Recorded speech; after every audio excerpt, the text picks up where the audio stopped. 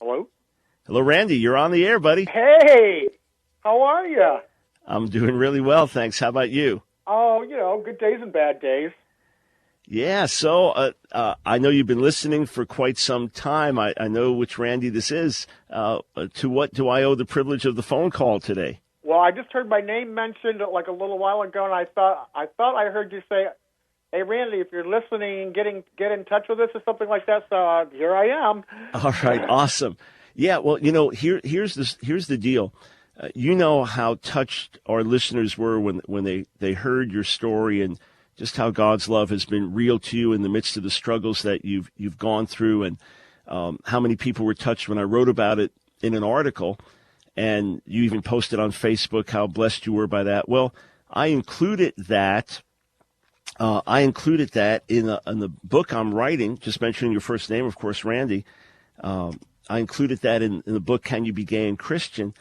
And the publisher said, great, glad to have it in. In fact, they loved the story. They said, but with anything where you had to quote somebody's story, even without giving the full name, they just said, okay, we just need the official permission to do it. So Matt, our radio producer, actually was trying to contact you via Facebook just to say, I know you're happy to do it, but we just needed the official yes. So thanks for calling and getting us your contact info privately. So we'll shoot you a note, and then you will get a free signed copy of the book when it comes out as well. Oh, that'd be great. So if you could, the publisher has been on me for some time, and my schedule is kind of busy flying around a lot, so we're just trying to catch up on it. So you'll get an email from us today, and if you just shoot back the official yes, then we'll get you the book a couple months from now when it comes out. All right? Okay, great. Right now I'm in the middle of your book, Authentic Fire. All right. So Randy, maybe you could just, do you mind, without going into details, just giving perspective of someone that grew up in the shoes you grew up with, how you felt about how God looked at you. Also, do you have any opinion about the Boy Scouts of America changing their policies recently in terms of homosexuality? Just wondering if you have any opinion on that. And then the larger question, how it felt growing up and struggling with certain personal issues, how that made you feel before God. But first, the Boy Scouts question. Well, the Boy Scout question is that's, I was molested many times when I was in the Cub Scouts and Boy Scouts. So I think the whole gay thing in that that's just crazy. But that's my opinion. Yeah. Now, Randy, did the abuse that you suffered, do you think that contributed to some of the confusion that you went through growing up? Definitely. Yeah, definitely. And but believe it or not, though, the very first person I was ever molested by I grew up in a Baptist church. The very first person I was ever molested by was a very important person in our Baptist church. And I was only 12 years old at the time. So. Wow. Yeah. So, so that happens now in a church setting, people you're supposed to trust. What kind of effect did it have on you as a young man? Well, when you're 12 years old, you don't know, you have raging hormones, but you don't know what's going, you don't know, I didn't know what gay, I lived out, I grew up on a little dairy farm out in Pennsylvania. I mean, I never even heard of a homosexual or, we milked cows for a living. I mean, really. So it had a lot of effect on me. It definitely screwed me up. I was molested by the time I was 18. I could probably say I was molested by at least a dozen men, older men. Yeah. That is absolutely horrible. So then, you, at what were you trying to follow God the whole time and feeling condemned? Yeah, I tried to follow God. I was in church, and I was in our church choir, and I was, I played the piano for our young people services, and I struggled in school because I was having a hard time. Plus I was kind of I was kind of a artistic. I was kind of a nerdy, artistic kind of kid. I wasn't I didn't play football and stuff. I was one of those kids who sang in the choir and head of the drama club, and took home economics with the girls because I loved to cook and stuff like that. So that didn't help matters any, because the kids used to harass the heck out of me because of stuff like that. And so yeah, all of the all the stereotypical picture that we hear about so often, that the guy doesn't fit the normal macho guy's mold, so he gets blasted for that or called a sissy. Then you've been abused. You get abused by all these people. Thank God you're still here and you want to serve the Lord. So, I would tell my parents about these things too. And well, the guy from church, they never believed me. And then when I told my dad about the Boy Scout leader, he said, "Oh, I've known that guy for 30 years. They're always telling me I was a liar and I was making up the story." Oh, gosh. And Randy, by the way, how often do you listen to this radio broadcast? Every day. Yeah. Friends, I'm on WMCA from 7 in the morning till about 6 o'clock at night. All right. Remarkable. So, friends, it's being on the radio that allows us to talk to people like Randy and reach people like Randy. Randy, when you were actively involved in the homosexual community over a number of years, did you see a lot of death or broken relationships, or did it just seem like kind of normal life to you? No. I myself probably went through, I had, well, I don't know, I guess if you consider anything over 5 years, then I think I had 4 of those. But if you consider anything 5 years or less, I probably had 25 or 30 relationships. So no, they didn't last long, and because the guys were always after the next thing, somebody younger, or I don't know. I really don't know what they're after. Yeah, and what about sexually transmitted disease, death? We've already talked about that, and I'm suffering the consequences. I have advanced HIV, and I'm dealing with that every day. It's every day I wake up is a gift, because they caught it pretty late in me. So I take a ton of medicine, but I have good days and bad days. Like the day I came to visit you, I was having a really bad day, but I was going to get there by hook or by crook. So I dragged myself into that radio studio that day just to see you. Well, Randy, it made my day to see you and to get our picture together, which we posted for others to see. And friends, let's keep praying for Randy. It's not too late for healing, and certainly God's grace in the midst of this. And I'm so glad that you called, and I'm so glad that we've been able to tell your story to more people. So what struck me when we first really appreciate it if you could pray for my because I have an HIV virus that has gone to my eyes, and now I'm going blind. So it seems to be getting worse and worse. And all right, that's no way to be living. We will absolutely pray for that with you, Randy, before we're off the air. And friends, keep praying for Randy. When we first interacted, what struck me was you said, look, what the Bible says is true, and you feel you've been given over to a reprobate mind, and there's no hope. And we encourage you that, of course, there is hope, and you can live without another man, you can live without sex, but you can't live without God. Did you really come to find that assurance of God's love that we talked about, Randy? Oh, yeah. Oh, definitely.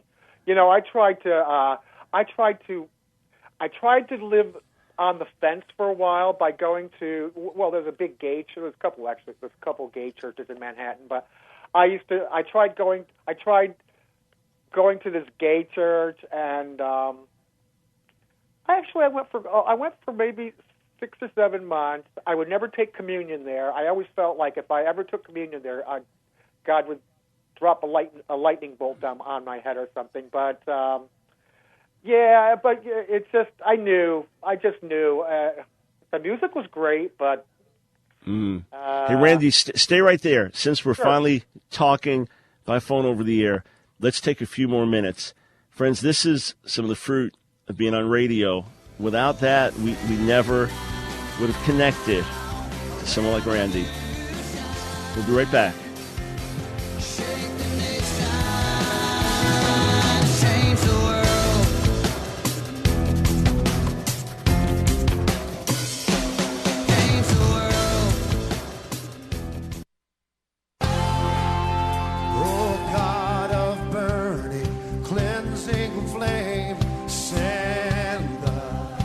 It's The Line of Fire with your host, Dr. Michael Brown. Get into the Line of Fire now by calling 866-34-TRUTH. Here again is Dr. Michael Brown.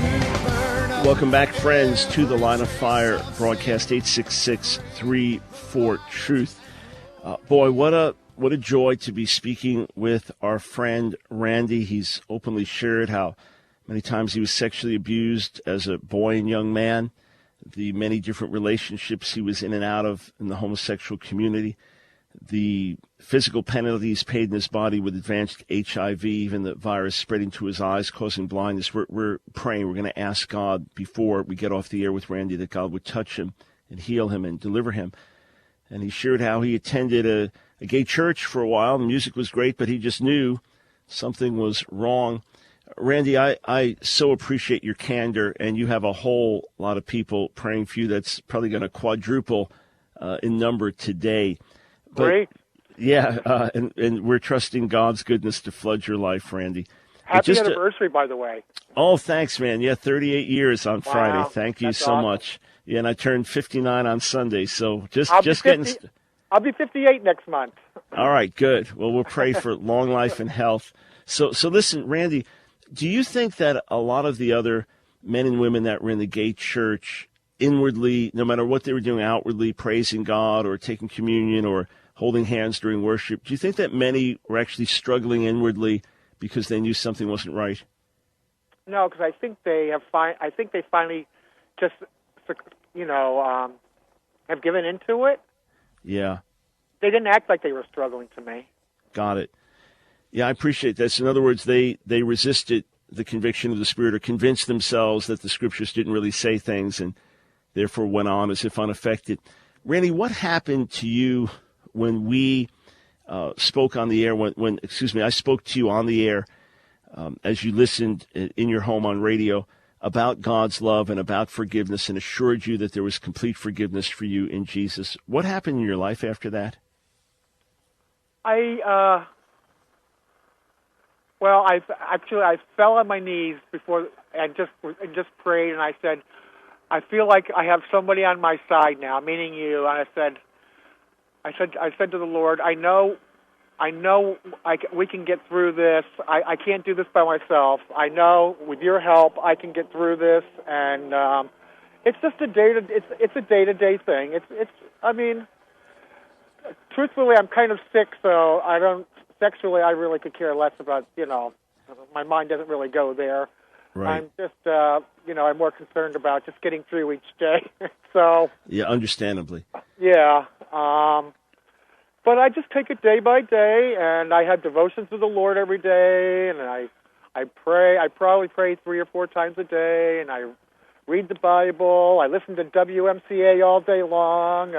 I try not to watch movies, because everything on TV now is gay this, gay that, gay this, gay. So I try to watch, be careful of what I watch on television, and I just try, I know God's watching me, so knowing that, I just try to do what He wants me to do. So. Yeah, and Randy, he's watching you not to hurt you, but to help you as a loving Father. And yes, we walk in the fear of the Lord for sure. That's big. And then we know that He wants to strengthen us. Randy, we're so glad that we could have a role in helping you. And I say we, I mean the listening audience and those who read your story. And as you know, so many posted notes and comments, how they were praying for you. And I was blessed to know how deeply that touched you. One last question for you, Randy, and then I want to pray with you. Tell my Christian listeners the best way that they can reach out to gay friends, neighbors, family members. I know we could go on for hours about this, but just love them. Just love them, and invite them over to your home for dinner. Just show them. Just like I have 2 friends. Well, they just moved to Honduras now. They became missionaries, but they were also instrumental in helping me because God's love just oozed out of them. And I was always thinking, wow, I really want what they have. And I think if more gay people could see that, because a lot of people say they're Christians, and maybe they, I'm sure that maybe they are, but you don't see the love. You don't feel the. I don't know. You just don't feel the love. Right. Like, you don't see the genuine nature of Jesus in them. Absolutely. No. Well, Randy, thanks for sharing that. Thanks for your openness, and thanks for allowing us to be part of your life. We're going to pray with you right now, all right? And then after the show, after the show, you'll get an email from Matt, maybe waiting for you. So you just respond with a yes, and so that we can tell your story as part of our book, Can You Be Gay and Christian? And this way, you'll minister to a whole lot of people. And with all the pain you've been through and the struggles and the abuse you've suffered, God can turn that around, and suddenly you become a voice of hope, and you become a voice of life, and you become a voice of salvation to many. And I say that from my heart with tears in my eyes, buddy. So, Father, we pray for Randy, our friend, our brother, that we'll spend eternity with. We ask you to touch him. Lord, he's reaped what he's sown, but all of us have sown in sin, and in many cases you've been merciful to us, and you've delivered us from the fruit of that. So we're asking you to reverse the course of this disease in his body, to deliver him, Lord, to heal him of this incipient blindness, to stop this virus from spreading and to turn it back, that he can glorify you. And we're asking you to be with him in a deeper way. You, may he experience you, may he walk with you, may you be so near to him that it'll be closer than a mother or a father or a brother or sister or a best friend. Bless Randy, and may his testimony touch many in the coming days. In Jesus' name, amen. Amen. Hey, God bless you, Randy. Look forward to being in touch, and thank you for this amazing call today. And if anybody ever wants, I don't know what church, I go to church in Manhattan. Right now I've been going to Calvary Baptist and Times Square Church, but I haven't really met any friends. So if anybody goes to either one of those churches, or they want to invite me to one of their churches, in Manhattan, I would love, I'd be happy to go. So. All right. We'll have to figure out how to put folks in touch with you, Randy. God bless you, man. Thank you so much.